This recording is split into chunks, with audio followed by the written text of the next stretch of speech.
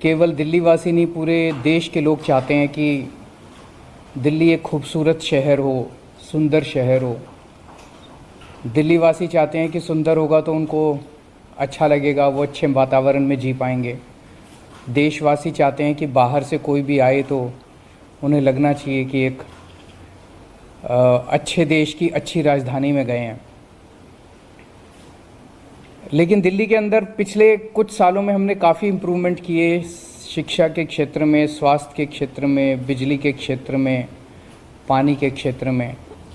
लेकिन सफाई बहुत ख़राब है।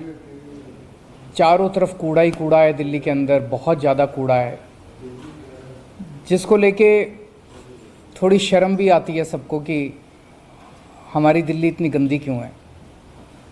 और ख़ासकर ये जो 3 कूड़े के पहाड़ हैं, भलसवा, गाज़ीपुर और ओखला, ये केवल शर्म का कारण नहीं, लेकिन आसपास जितनी आबादी रहती है उसके लिए तो बिल्कुल नरक की ज़िंदगी है।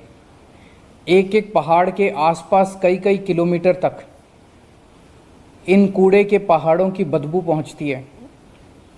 चारों तरफ मच्छर मक्खी हैं। इन पहाड़ों पे जब तब आग लग जाती है, उसका धुआं चारों तरफ फैलता है। अगर आसपास के लोगों से पूछें तो एक तरह से उनकी ज़िंदगी जो है वो नरक बन चुकी है। हमें कोशिश तो ये करनी चाहिए थी कि इन तीनों पहाड़ों को ख़त्म करें, और जैसे दुनिया के अन्य शहर हैं जो डेवलप्ड कंट्रीज़ हैं, वहाँ पे जो सॉलिड वेस्ट मैनेजमेंट की मॉडर्न टेक्निक्स हैं उनको लाके हम दिल्ली में लागू करें। हमें कोशिश तो ये करनी चाहिए थी। वो ना करके आज ये तीनों पहाड़ों की स्थिति ऐसी है कि हज़ारों करोड़ रुपए खर्च करने के बाद भी इन पहाड़ों की डेली हाइट बढ़ती जा रही है, कम होने की बजाय। और अब ये सुनने में आ रहा है कि इन 3 पहाड़ों के अलावा ये लोग 16 और जगहों पे नए कूड़े के पहाड़ बनाने का प्लान कर रहे हैं। आप कल्पना कर सकते हो, अगर 16 कूड़े के पहाड़ पूरी दिल्ली में जगह जगह कोने कोने में बन गए तो लगभग सारी दिल्ली के लोग 24 घंटे बदबू का शिकार होंगे। 24 घंटे आपके घर में बदबू आएगी। फिर ऑलमोस्ट हर इलाके के अंदर एक कूड़े का पहाड़ होगा, 24 घंटे बदबू आएगी, चारों तरफ 24 घंटे मच्छर मक्खी होंगे पूरी दिल्ली में, चारों तरफ धुआं ही धुआं होगा, और दिल्ली एक तरह से कूड़े के पहाड़ों की राजधानी बन जाएगी। एक तरफ हम लोगों ने दिल्ली में 500 तिरंगे लगाए। आज दिल्ली तिरंगों का शहर माना जाता है, और ये उसे कूड़ों के पहाड़ों का शहर बना देंगे। हम दिल्ली के अंदर ढेरों झील बना रहे हैं। बहुत जल्दी दिल्ली झीलों का शहर माना जाएगा। हम दिल्ली के पार्क्स और गार्डन्स को बहुत बड़े स्तर के ऊपर डेवलप कर रहे हैं। कोई भी दिल्ली में आएगा तो देखेगा खूबसूरत पार्क और गार्डन्स होंगे। दिल्ली पार्क्स और गार्डन्स का शहर माना जाएगा, और ये कूड़े के पहाड़ों का शहर बना रहे हैं। आज दिल्ली अपनी शिक्षा और स्वास्थ्य सेवाओं के लिए विश्व भर में मानी जाती है, और ये लोग इसे कूड़ों का पहाड़ शहर बनाना चाहते हैं। मैं समझता हूँ कि दिल्ली वासी भी इससे बहुत नाराज़ होंगे और देशवासी भी नाराज़ होंगे अगर देश की राजधानी को इस तरह से कूड़ों का पहाड़ बनाया गया। हम इसका सख्त विरोध करते हैं, और मैं समझता हूँ सभी दिल्ली वासी जो है इसे बिल्कुल किसी भी हालत में 16 नए कूड़े के पहाड़ कबूल नहीं करेंगे, और जो मौजूदा 3 पहाड़ हैं वो तीनों पहाड़ भी ख़त्म होने चाहिए। अगर आप कह रहे थे कि बड़ी जो जिस तेज़ी से इसको डिकम्पोज करने की कोशिश हो रही है पहाड़, उसमें भी बहुत लंबा समय लग रहा है। दूसरी तरफ आपने क्या सेंट्रल से इसके बारे में बात की, क्योंकि राजधानी एलजी साहब से मेरी बात हुई थी पिछली मीटिंग में। मैं उनके पास डेटा लेके गया था। मैंने कहा जी देखो, हर कूड़े के पहाड़ का डेटा था। जैसे उसमें से एक पहाड़ का था कि 2500 टन कूड़ा डेली आ रहा है वहाँ पे, और 1500 टन की प्रोसेसिंग हो रही है, तो 1000 टन कूड़ा डेली ऐड हो रहा है वहाँ पे। कम होने की बजाय रोज़ ऐड हो रहा है। तो पहाड़ कम नहीं हो रहे, पहाड़ डेली ऐड होते जा रहे हैं। सर, दिल्ली में बीजेपी बार बार दावा करती है कि हमने करोड़ों की मशीनें लगा दी, बहुत कुछ कर लिया, लेकिन वो पहाड़ की हाइट कम फैलता जा रहा है, जो असली रिपोर्ट है। बिल्कुल, कोई काम होता हुआ तक दिख नहीं रहा है। वो पता नहीं मशीनें कितनी लगाई कितनी नहीं लगाई, लेकिन मैं समझता हूँ कि आज 21वीं सदी के अंदर इन पहाड़ों को से निपटारा पाना कोई मुश्किल काम नहीं होना चाहिए, अगर नीयत साफ़ है तो। पहले ये लोग कहते थे कि इनसे सरकारी स्कूल नहीं चलते, हमने सरकारी स्कूल चला के दिखा दिए। ये कहते थे इनसे सरकारी अस्पताल नहीं चलते, इनकी सारी सरकारें जो है वो हाथ खड़े कर देती हैं, हमने सरकारी अस्पताल चला के दिखा दिए। अगर दिल्ली की जनता एक मौका देगी तो ये सारे कूड़े के पहाड़ भी ख़त्म कर देंगे और दिल्ली को एक खूबसूरत शहर बनाएंगे। अगर एमसीडी में आपकी सरकार आती है तो क्या कोई कितना समय लग सकता है? ये मैं कैलकुलेट करके बताऊंगा। मैं अभी ऑफ कुछ भी बोल दूं चुनाव की वजह से वो सही नहीं होगा। मैं कैलकुलेट करके बताऊंगा और उतने टाइम में आपको कूड़े के पहाड़ साफ कर दूंगा।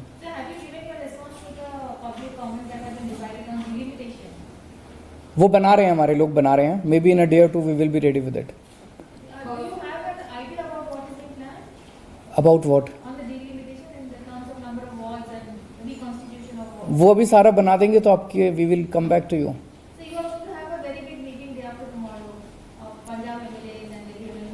नहीं, वो देश भर के अंदर अब जगह जगह कहीं हमारे सरपंच जीत गए हैं, कहीं हमारे काउंसलर जीत गए हैं, कहीं हमारे मेयर बन गए हैं। तो पूरे देश भर में जितने भी इलेक्टेड रिप्रेजेंटेटिव्स हैं, सरपंच से पंच मेंबर से लेके और मुख्यमंत्री तक, उन सब की मीटिंग बुलाई गई है। सो इट्स बेसिकली जस्ट एक तरह से पूरा दिन सब लोग बैठेंगे, आपस में एक दूसरे से मिले नहीं है, सब लोग बैठेंगे और आगे की चर्चा करेंगे। सर, बीजेपी एक के बाद एक स्टिंग ऑपरेशन लेकर आ रही है, कल भी एक स्टिंग ऑपरेशन। तो मनीष साहब जी ने तो कह दिया भाई ये सीबीआई में जांच चल रही है, सारे स्टिंग ऑपरेशन सीबीआई को सौंप दो। And they are also alleging that there are direct links of this said individual Amit Arora with the people in the excise policy as well as excise. तो करें, फिर करें, गिरफ्तार करें।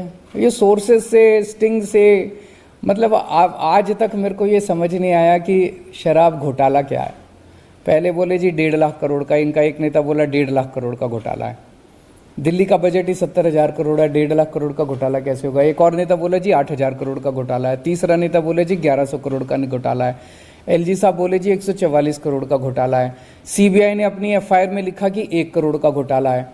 और अंत में जब मनीष जी के यहाँ जब इन्होंने रेड मारी तो 1 पैसा भी नहीं मिला, उनके लॉकर में कुछ नहीं मिला। उनके गांव होके आ गए, गांव में सारा गांव वालों से पूछा भी मनीष ने कोई ज़मीन वगैरह तो नहीं खरीदी, कुछ नहीं मिला।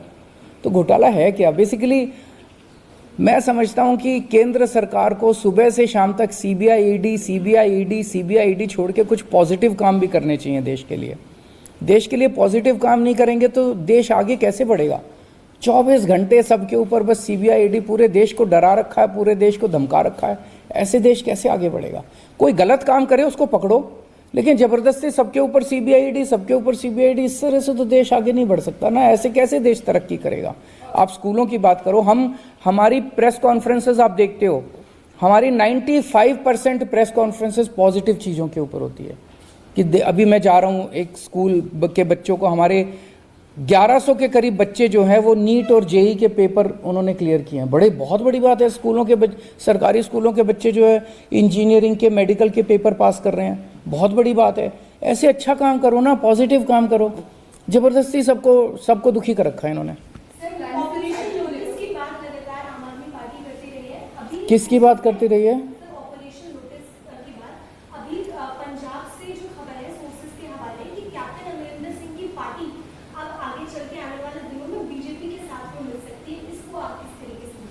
कर लें, he is free to do it. इसमें हम क्या टिप्पणी करें? सर, एक और सवाल है, वो ये है, राजकोट में आपकी पीसी हुई थी, उसके बाद में पूर्व नौकरशाहों ने सीसी को पत्र लिखकर कहा है कि आम आदमी पार्टी सिविल सर्वेंट्स का राजनीतिकरण कर रही है और आपके ऊपर उनको लालच देने का आरोप है। उन सिविल सर्वेंट्स को ये भी लिखना चाहिए कि गुजरात में बहुत ज़्यादा भ्रष्टाचार हो गया, गुजरात में जहरीली शराब से कई लोग मर गए, गुजरात के अंदर बहुत बड़े स्केल पे ड्रग्स का इंपोर्ट हो रहा है।